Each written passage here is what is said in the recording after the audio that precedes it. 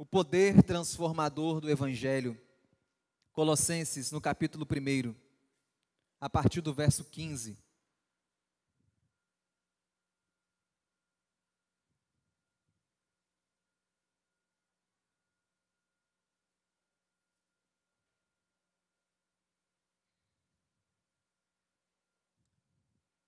Colossenses, capítulo 1, verso 15, até o verso 23.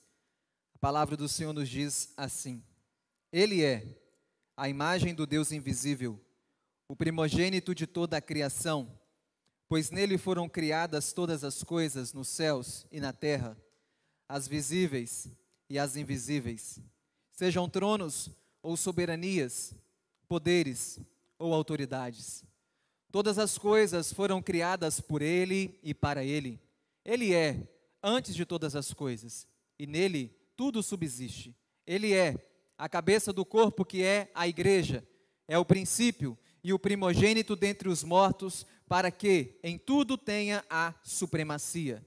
Pois foi do agrado de Deus que nele habitasse toda a plenitude, e por meio dele reconciliasse consigo todas as coisas, tanto as que estão na terra, quanto as que estão nos céus, estabelecendo a paz pelo seu sangue derramado na cruz. Antes, vocês estavam separados de Deus, e na mente de vocês eram inimigos por causa do mau procedimento de vocês. Mas agora, Ele os reconciliou pelo corpo físico de Cristo, mediante a morte, para apresentá-los diante dele santos, inculpáveis e livres de qualquer acusação.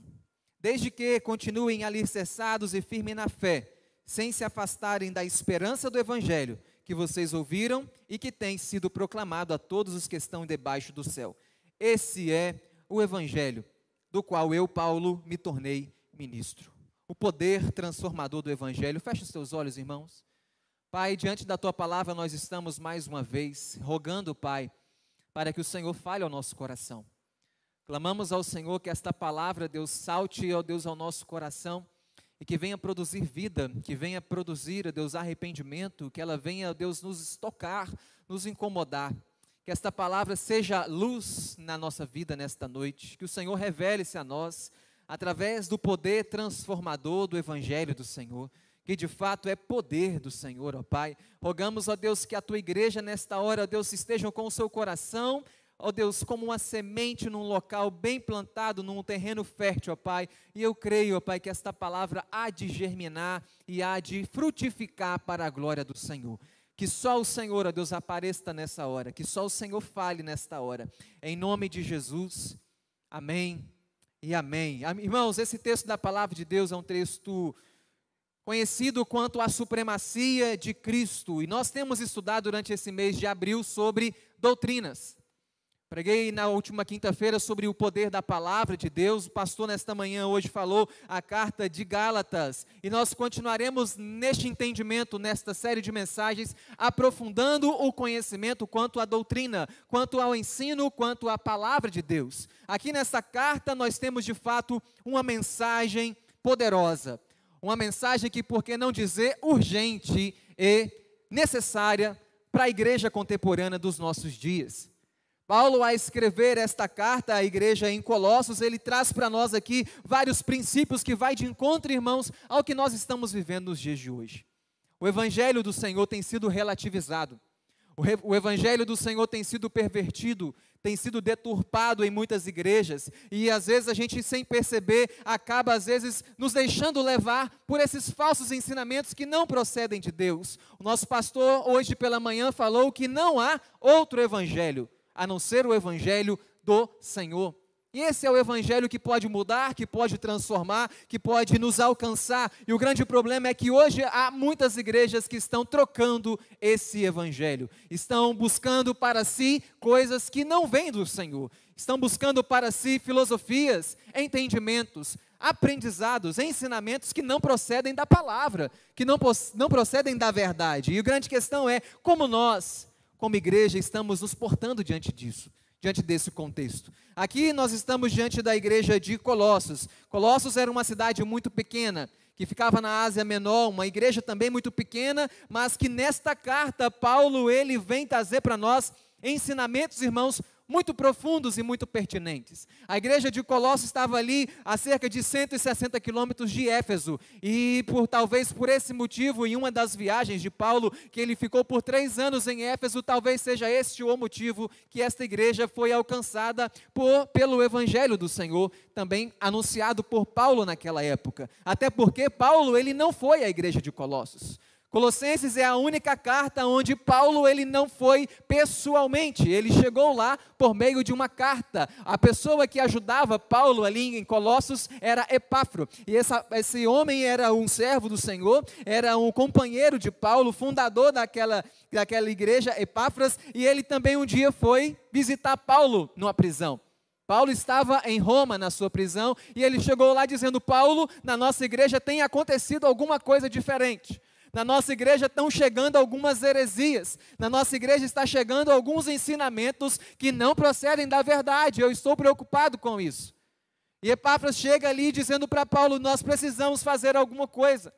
E Paulo então escreve esta carta aos Colossenses. Eu posso destacar, aprendendo nos estudos, aprendendo no contexto, na época que aquele povo vivia, pelo menos quatro heresias que estava sendo pregada na igreja em Colossos, chamado de heresia dos Colossos. A primeira delas é o gnosticismo, do grego gnosis, ou conhecimento, que é um conjunto de crenças onde as pessoas acreditavam que através de filosofias, através de misturas entre a filosofia grega, babilônica, egípcia, judaísmo, das religiões, eles acreditavam que o conhecimento era o mais importante.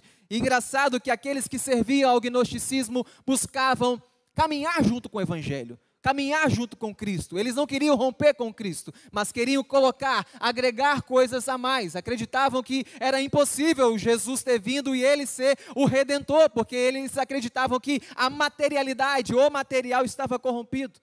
Esse era o pensamento do gnosticismo. Também uma outra heresia que era a astrologia, ou o misticismo. Aqui uma heresia que dominava também naquela época, que era voltada à influência dos astros. Acreditavam no poder das estrelas, no culto aos anjos, no poder das divindades. Era ainda muito ali também um berço da Grécia, o poder das divindades na influência do coração humano. Outra heresia que também assolava a igreja em Colossenses era o legalismo. Esse o pastor hoje falou amplamente aqui na nossa igreja. Os irmãos a conhecem, muito voltado à regra, muito voltado à lei, muito voltado à religiosidade. Muita leitura, mas pouca vida. Muito conhecimento da palavra, mas pouco testemunho. Era o legalismo. E por fim também tinha naquela igreja o ascetismo. O ascetismo, que era algo já voltado para a rigidez do corpo. Aquelas pessoas que cultuavam através do ascetismo, irmãos, eles se mutilavam. Eles às vezes até se autoflagelavam e até se suicidavam, acreditando que este era o culto pelo corpo, totalmente depravado, pervertido. Eram essas as heresias que nós podemos destacar que estava acontecendo ali. E Epáfras, ao ver esse contexto, ele chega para Paulo e fala: precisamos fazer alguma coisa. A igreja do Senhor está sob ataque.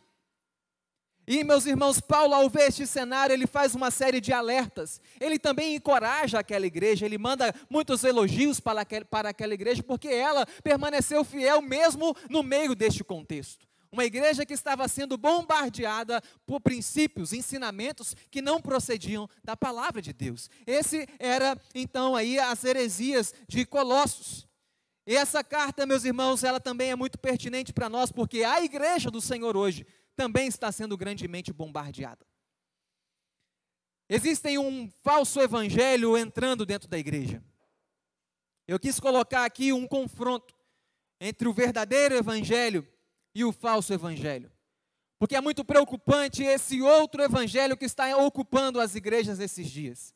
É muito preocupante, assim como Paulo olhou para aquela igreja em Colossos, ele falou: tem algo aí que parece bom, parece ter sabedoria, parece até ser convincente, mas não vem do Senhor. Toma muito cuidado, fique muito esperto, que ninguém se deixe enganar. E a gente está vivendo hoje, irmãos, na verdade, um evangelho muito barato sendo pregado nas igrejas. Um evangelho, por que não dizer, talvez até virtual, no ponto de vista onde se procuram cada vez mais likes, cada vez mais seguidores. cada vez mais visualizações, só que para isso eles barateiam o evangelho, eles tiram a cruz, eles tiram a dor, eles tiram a renúncia, eles tiram a morte e colocam uma palavra que é agradável. Eles colocam hoje uma palavra que é talvez até seduzente aos nossos olhos. E Paulo está dizendo, ei, parece que é bom, parece que é de Deus, mas não é, toma muito cuidado. Esse falso evangelho tem entrado em muitas igrejas, irmãos, e está tentando nos desvirtuar. Há muitas igrejas que na sua fachada diz lá, não pare de sofrer. Não há sofrimento, aliás. Não há dor. O evangelho que muitas igrejas têm pregado é o evangelho da prosperidade, onde o que importa é aquilo que eu conquisto e não aquilo que Deus faz em mim. O evangelho da prosperidade, onde o que é mais importante é o que eu posso ter materialmente, não o que Deus faz em mim espiritualmente. Esse falso evangelho está entrando em muitos lugares onde o homem é o centro de tudo.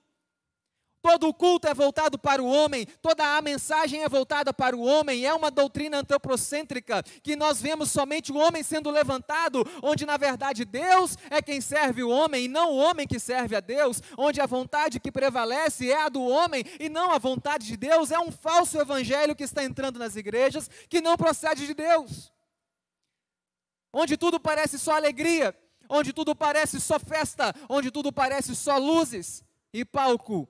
Mas esse evangelho não vem da palavra, porque o evangelho da palavra, ele diz que nós também teremos aflições e dores. Esse falso evangelho, o entretenimento, ele acaba prevalecendo sobre o quebrantamento. Nesse falso evangelho, as programações, elas acabam tornando o principal no lugar do lugar secreto. Esse falso evangelho que Paulo condena, o movimento, ele prevalece sobre o arrependimento, os holofotes, eles predominam e por isso eles acabam escondendo o vazio que existe em muitas pessoas. Esse falso evangelho está sendo anunciado, mas ele não vem de Deus, ele não traz vida, ele não traz significado, ele não leva para perto do Pai. Na verdade, o que ele faz? Ele afaga o ego, ele cuida do seu coração, ele traz uma palavra de autoestima, ele te levanta, ele diz, vamos, você vai vencer, você é vitorioso. Esse é o falso evangelho que tem sido pregado. Camuflado nisso, mas se esquece do outro lado, se esquece da cruz, se esquece do arrependimento, se esquece da mudança de vida. Um evangelho que afaga a alma e o coração, mas não produz mudança de mente. O evangelho que não produz a metanoia, que é o arrependimento, a mudança da mente. Esse é o falso evangelho que a gente está vendo em muitas igrejas, irmãos, que na verdade é um fim em si mesmo. Tudo trabalha, tudo colabora para que se limite nele, no homem, e não em Deus. Agrega multidões, inclusive, mas infelizmente ele não reconcilia o homem com Deus, porque quem pode fazer isso é somente o verdadeiro evangelho.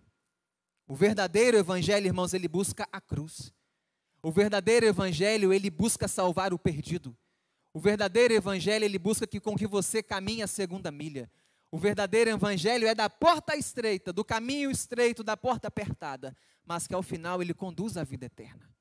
Esse é o verdadeiro evangelho, que dele tem fluidez. Enquanto o falso evangelho não produz nada, não tem vida, esse tem vida, e tem vida em abundância. Esse verdadeiro evangelho gera frutos, frutos de arrependimento, cuja Bíblia diz lá em João. Ele é fonte abundante, ele é pedra, ele é poderoso, ele é o Senhor.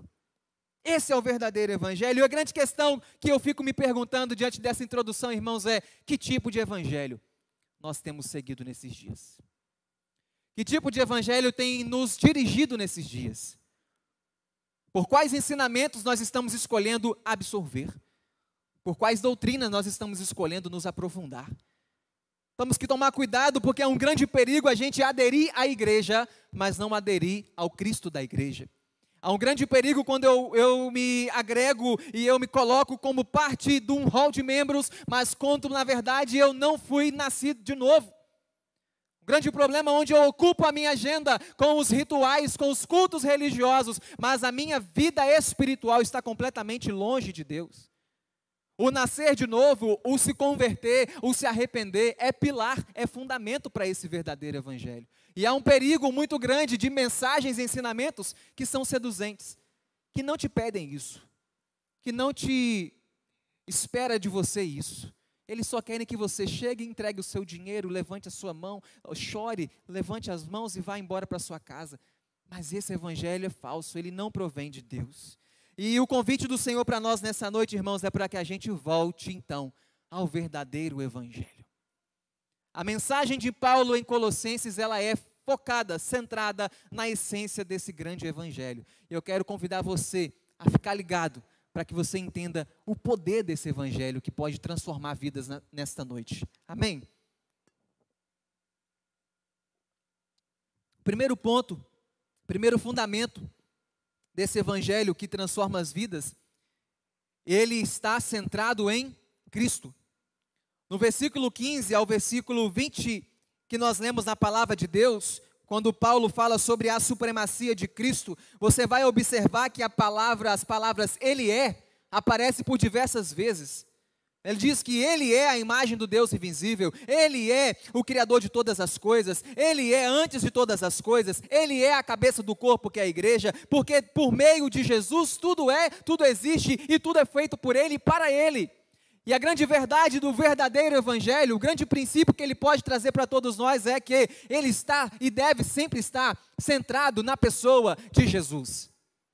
Hoje há muitas igrejas que este evangelho tem sido colocado sobre o homem, antropocêntrico, voltado para as minhas necessidades, voltados para aquilo que eu quero receber, voltados para os milagres, para aquilo que Deus pode fazer por mim. Mas o que Paulo está dizendo aqui para aquele povo é: existe um evangelho, e existe uma essência, existe um dono, e ele é Jesus. Tudo é feito por Ele e é feito para Ele. Ele derruba aqui todas as hipóteses, Ele refuta aqui todas as lições e ensinamentos daquelas heresias que eu acabei de falar para os irmãos, onde eles queriam agregar coisas para suprir Jesus, onde eles queriam colocar coisas a mais para ocupar o espaço de Jesus. Não, está mais confortável eu entender o que eu quero, o conhecimento sobre a moralidade, sobre a ética, é isso que eu quero para a minha vida. Não, o que eu quero é o conhecimento dos anjos, das divindades, o que está para acontecer na minha vida, o poder da lua, da estrela. Era isso que eles queriam. Não, talvez o que eu quero é a salvação pelas obras, o que eu quero é cumprir um ritual, o que eu quero é ir talvez ao templo, mas eu não quero compromisso, eu não quero vida, eu não quero santidade. E Paulo está dizendo aqui: não, vocês não estão entendendo, não há nada que possa substituir esse evangelho, não há nada que possa substituir a razão do evangelho que é Jesus Cristo. É tudo por Ele, é tudo firmado nele, não existe nenhum outro lugar onde nós podemos entender que tudo o que aconteceu foi por meio e para a glória de Jesus.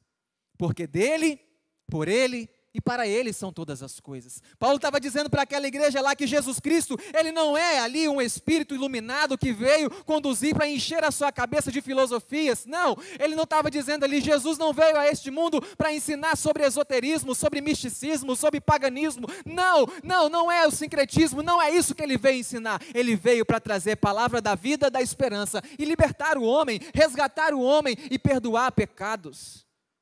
Esse era Jesus, era isso que Paulo queria dizer para eles. E um dia em Gálatas, no capítulo 1, verso 11, ele fala de onde vem a origem do evangelho. Ele fala lá: irmãos, eu quero que saiba que o evangelho que eu anuncio, que eu prego, não é de origem humana, não veio do homem, não é o homem o foco, não. Eu não recebi de pessoa alguma, nem me foi ensinado, ao contrário, eu recebi de Jesus Cristo por revelação. É Paulo apontando: não sou eu, é Ele. Todo o evangelho verdadeiro, ele deve estar firmado, posto, fundamentado na pessoa de Jesus. O verbo se fez carne e habitou entre nós. Ele é a palavra, Ele é a verdade, Ele é o caminho. Não existe um dos caminhos, Ele é o único caminho. Não existem algumas verdades, irmãos, o que existem é a verdade. Jesus, Ele é a verdade, Ele é aquilo que é concreto, sólido, firme. Esse é o verdadeiro evangelho que traz consigo profundidade. Paulo estava dizendo para eles: o que vocês estão ouvindo por aí parece ser interessante, parece ser atraente, mas não tem solidez, não tem profundidade, não. O que acontece é que esse evangelho, esses ensinamentos que estão ocupando às vezes as esquinas, as casas, eles são frágeis, eles são vazios. Eles podem até por um momento deixar o homem confortável, mas ele não persiste pela eternidade, não. Esse evangelho não procede da verdade, ele é volátil. Mas o evangelho verdadeiro, ele é profundo e ele é constante. O verdadeiro evangelho procede de Cristo. É Paulo dizendo: vocês estão tentando colocar algo no lugar de Jesus, mas vocês precisam voltar para Ele. Irmãos, o que está acontecendo hoje é que muitas igrejas, muitas pessoas estão querendo colocar coisas no lugar de Jesus.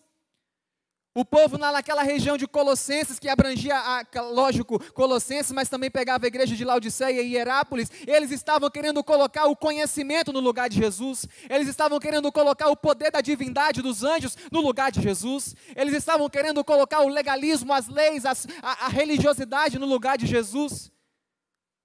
Tudo porque eles queriam algo diferente, algo que parece bom. E hoje é triste ver, irmãos, que por muitas vezes há muitas pessoas que estão querendo colocar coisas, pessoas, ensinamentos no lugar do verdadeiro evangelho, no lugar de Jesus.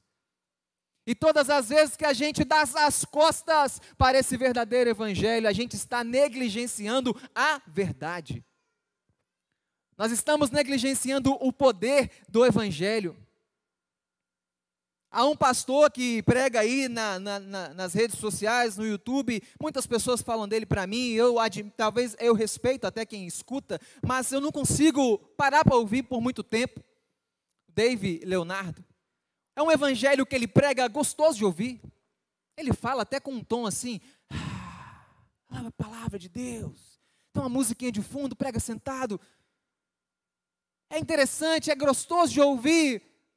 Mas você não escuta falar sobre pecado, você não escuta falar sobre arrependimento, você não escuta falar sobre morte, você não escuta falar sobre matar a carne, você não escuta falar sobre santidade, você não escuta falar sobre obediência. O que é pregado é: você está cansado, vá até o Senhor, você está precisando de cura na sua alma, vá até o Senhor, porque é isso que agrada, é isso que vende, é isso que atrai likes. O evangelho verdadeiro do Senhor, por muitas vezes, ele não vai ter likes.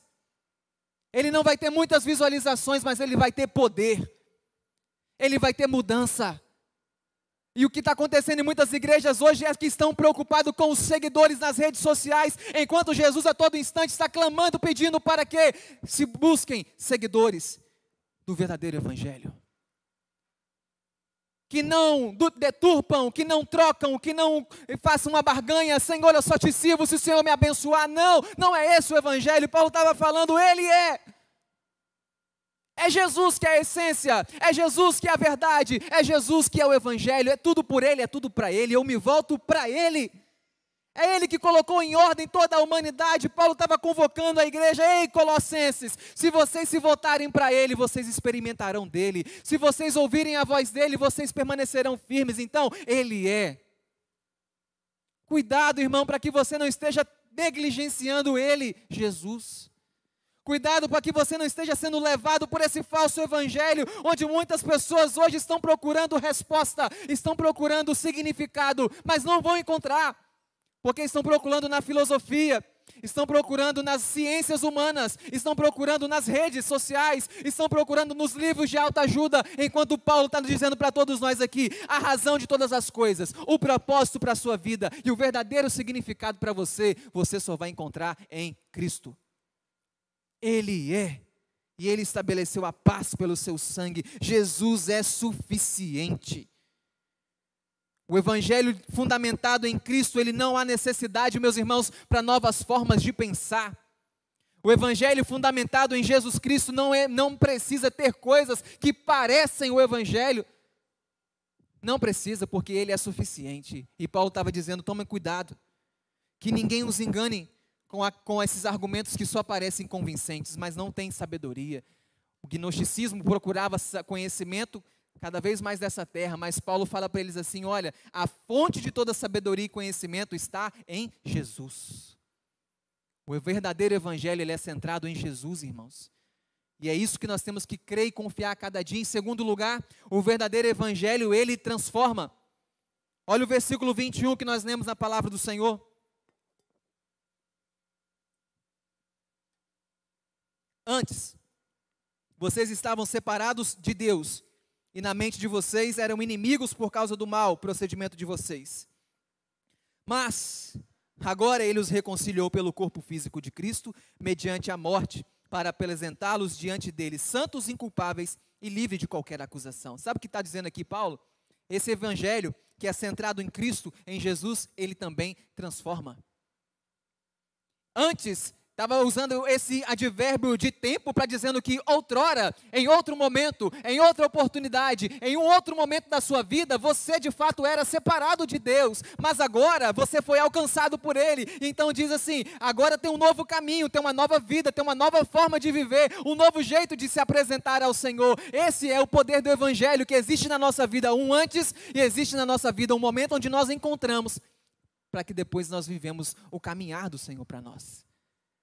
Antes, vocês eram separados de Deus. A palavra do Senhor em Romanos 3, 23 diz que porque todos pecaram e destituídos estão da glória de Deus. A palavra do Senhor nos fala, irmãos, que nós estávamos desprezíveis, o nosso estado era totalmente complicado, a gente pecou, a gente errou, a gente estava separado de Deus. Mas com a morte de Jesus, nós fomos separados para Deus.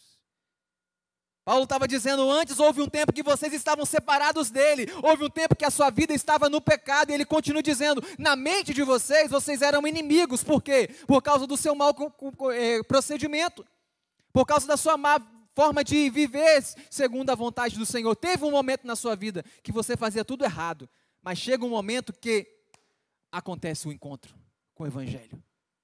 Acontece um momento onde ele revela o plano da salvação, esse evangelho que transforma, ele é transformador, exatamente por isso ele revela o plano da salvação de Deus para o homem, um Deus que contempla o homem caído, um Deus que contempla o homem pecaminoso, um homem que está longe, um homem que está em transgressão, e ele olha para esse homem, derrama do seu amor, encaminha seu filho Jesus para morrer em nosso lugar, para perdoar os nossos pecados, para nos justificar, nos selar, nos comprar para que nós tenhamos a vida eterna.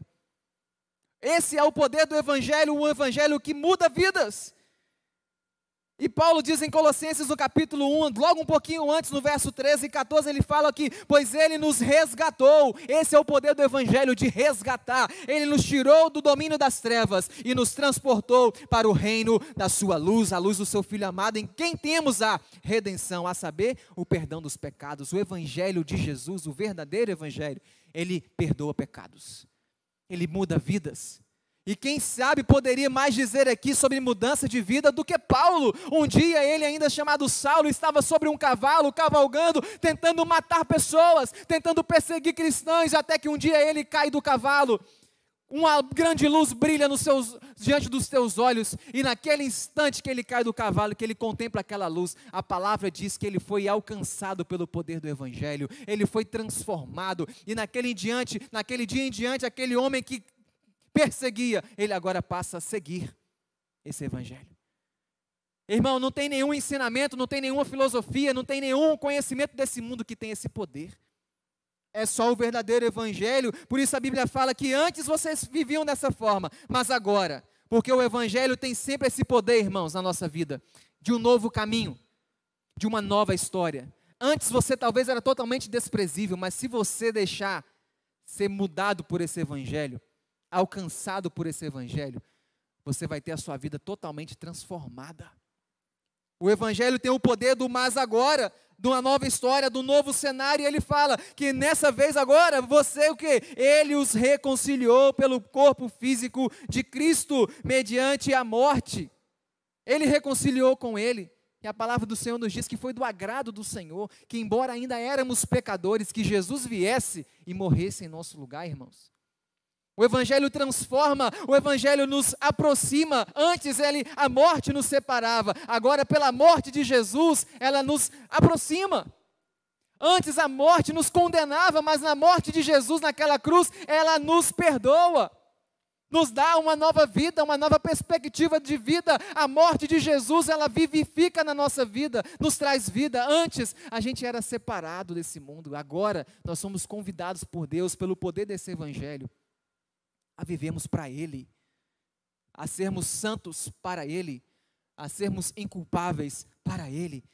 É o poder de Deus. Paulo um dia diz em Romanos 1:16 que eu não me envergonho do Evangelho, porque ele é o poder de Deus para a salvação de todo aquele que crê Meu irmão, não tem nenhuma força desse mundo, não tem nenhuma doutrina, nenhum ensinamento desse mundo que tem esse poder que o poder do Evangelho tem. Esse poder aqui é dunamis, no grego, que diz que é dinamite. Esse poder do Evangelho, ele vem e explode a nossa ruína, ele explode a nossa velha prática, ele explode o nosso velho homem e ele reconstrói tudo debaixo dos princípios e dos fundamentos do Evangelho do Senhor.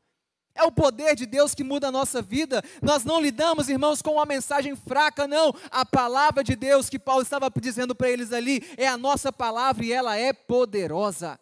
O que as pessoas hoje precisam ouvir é que o Evangelho transforma. O que a nossa cidade precisa ouvir é que esse Evangelho, o verdadeiro Evangelho, de fato ele pode mudar a nossa vida. Antes vocês viviam de um jeito, agora vocês vivem de um outro jeito, porque ele te alcançou e Paulo tinha autoridade para falar disso. E eu fico me perguntando, como Paulo falou ali, como eu não posso me tornar ministro desse Evangelho? Eu fui fruto vivo disso. Irmãos, se a gente olhar para nós não merecíamos nada, mas foi a bondade, a misericórdia, a graça do Senhor. Por isso que a salvação vem de Deus e não de nós, para que ninguém possa se gloriar. É dom gratuito de Deus. Muda a nossa vida. Aquele que pecava não vive mais no pecado. Aquele que roubava não rouba mais. Aquele que mentia não mente mais, porque agora foi transformado. Se alguém está em Cristo é nova criatura. As coisas velhas se passaram, eis que tudo se fez novo. Esse é o poder do Evangelho. Ele muda nosso comportamento, ele muda a nossa consciência, ele muda a nossa forma de viver. E por isso Paulo estava dizendo, ei, essas heresias que estão chegando por aí, toma cuidado. Confie no Evangelho poderoso do Senhor, porque somente nele vocês permanecerão de pé. E aí eu encerro com o último ponto dessa noite, que esse verdadeiro Evangelho traz para nós firmeza e esperança. Olha na sua Bíblia, versículo 23.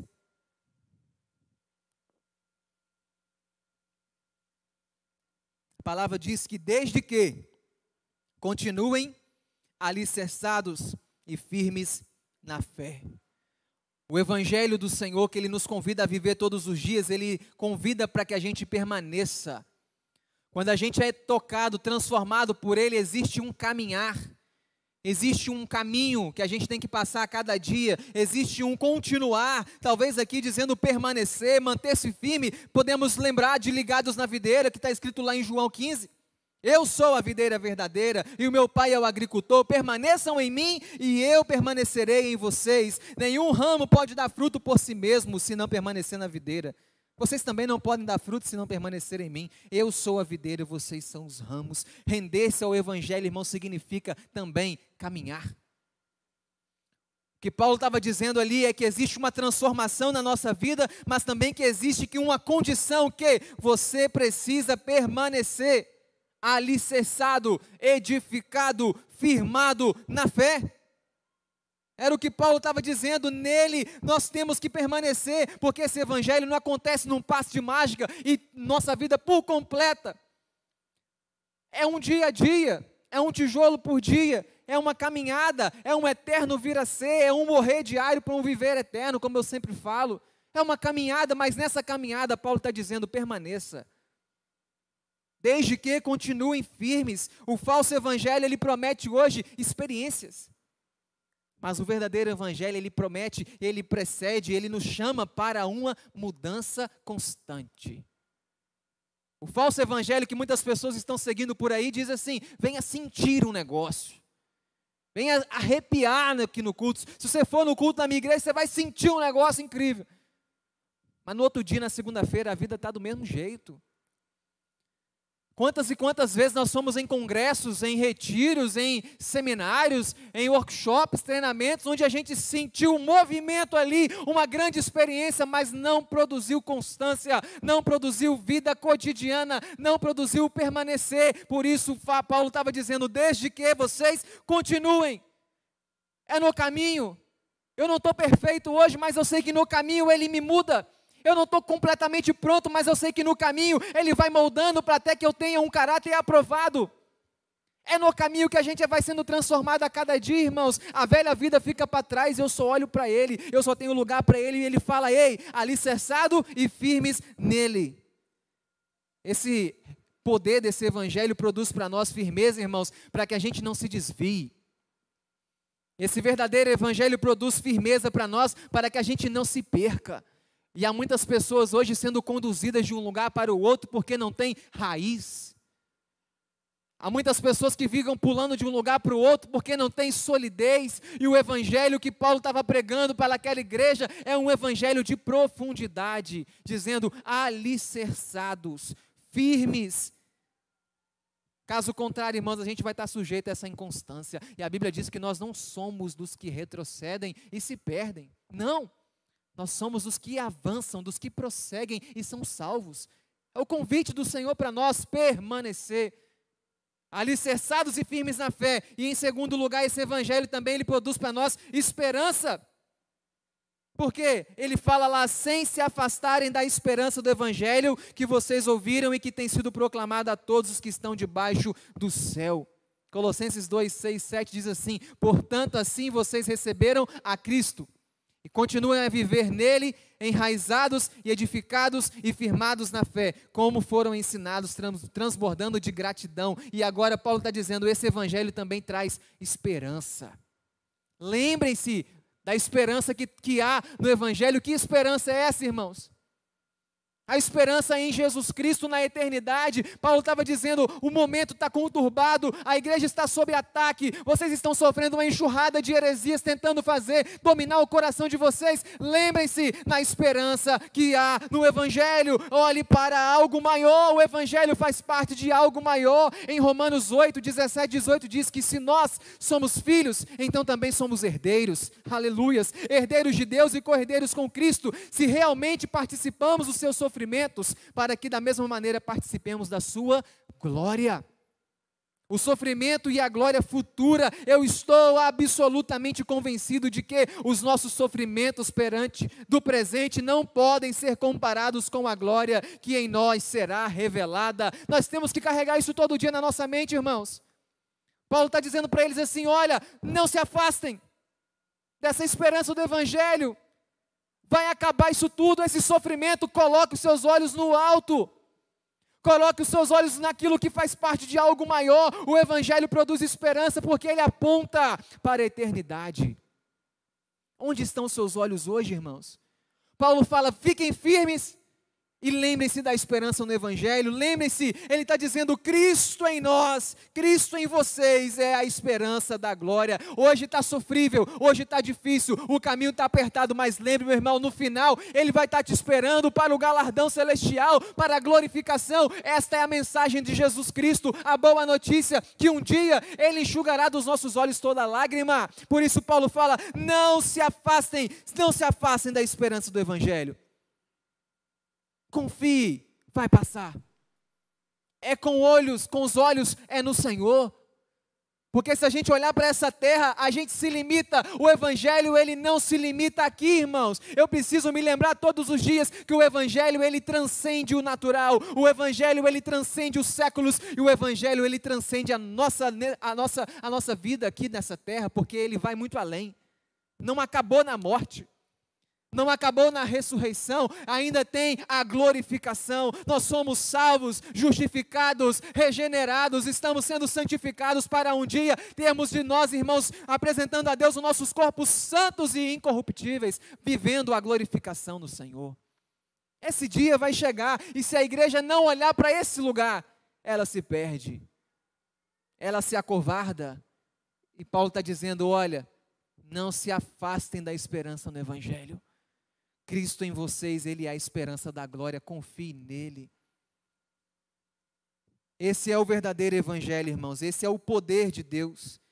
E eu quero concluir nessa noite, fazendo para você algumas reflexões nessa noite, diante deste texto. Reflita, qual o evangelho que a sua vida tem sido norteada nesses dias? Será que você não está se deixando se levar por essas palavras que parecem bonitas, que a Bíblia diz lá que parece até convincente, mas não provém de Deus? Ou você está de fato vivendo o verdadeiro evangelho do Senhor? Pense nisso, submeta-se às verdades genuínas da palavra de Deus, não negligencie, como eu disse na última quinta-feira, há poder na palavra, santifica-os na verdade, a tua palavra é a verdade. Viva pela verdade, recuse qualquer tipo de falso evangelho que estão ensinando o contrário à verdade, meu irmão.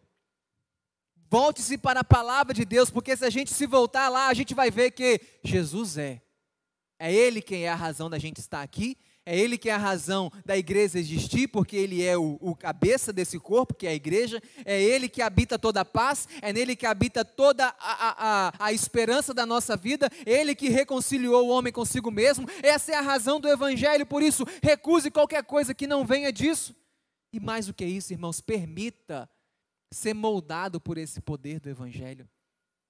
Se até hoje você que está aqui me ouvindo a essa palavra nessa noite, você ainda não foi transformado por esse evangelho, permita-se. O que é preciso fazer?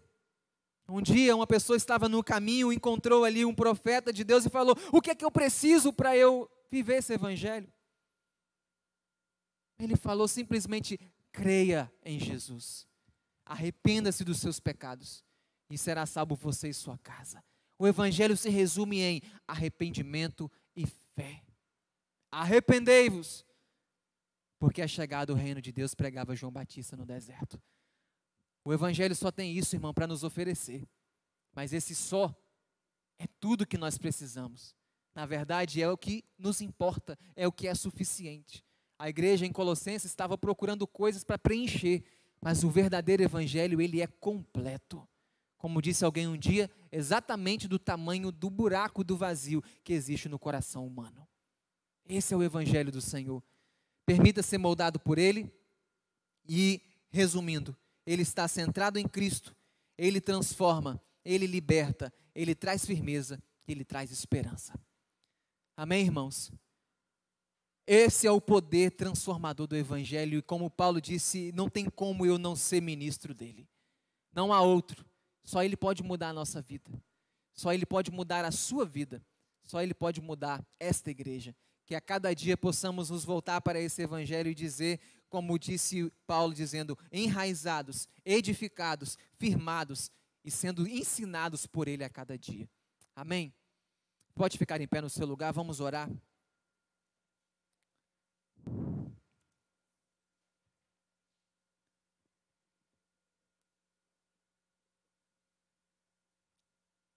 Amado Deus, essa é a Tua palavra, de fato,